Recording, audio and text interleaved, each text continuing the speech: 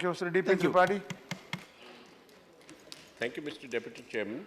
While agreeing broadly with the statement of the Honorable Law Minister, since many distinguished members who are distinguished lawyers, beginning from Mr. Vivek Tankha to Satish Mishra ji, and Rajiv Shukla, Bhupendra Yadav, and D. Raja have made the points that I wanted to make, I would not repeat them.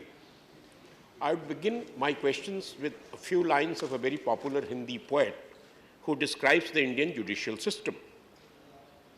ओढ़ कर कानून का चोंगा खड़ी Genghis शाही, न्याय का शव तक कचहरी में नजर आता नहीं है, मुश्किलों का खर्च इतना बढ़ गया है जिंदगी में, जन्म दिन पर भी खुशी कोई मना पाता नहीं. This is the understanding about our judicial system.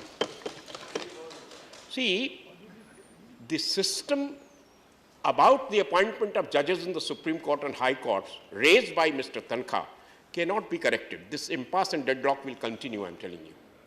Because nowhere in the world, as far as I have studied, that judges appoint judges. I'm not a lawyer, but I have studied and taught Indian Constitution.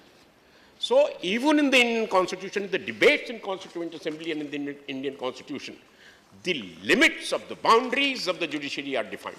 Supreme Court does not mean the most supreme in India. There is legislature, there is executive. Therefore, the point raised by Rajiv Shukla is very important. Where does the parliament stand in comparison to the judiciary?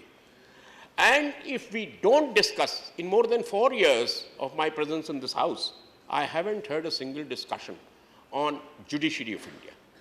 This is the time now has come when we should debate the standing, structure, and position of the Indian judiciary. If we do not reform our judicial system, we are not going to advance and develop in 21st century as an important power in the world. That is my point. Therefore, that has to be debated. My second point is about the procedural systems of jurisprudence in the country. How old is our IPC and CRPC? We have not changed it substantially according to the changing times. Therefore, it is not merely the appointment. Even the execution of justice, delivery of justice, is not possible without changing our structural jurisprudence procedures and systems, penal system, according to the changing times. My third point for the consideration of the Honorable Law Minister is that why can't, like other countries, our parliament debate on the recommendations of the collegium system? Why it cannot debate? You have recommended us, all right. Let us debate. And then the executive decides which recommendations to accept and not to accept.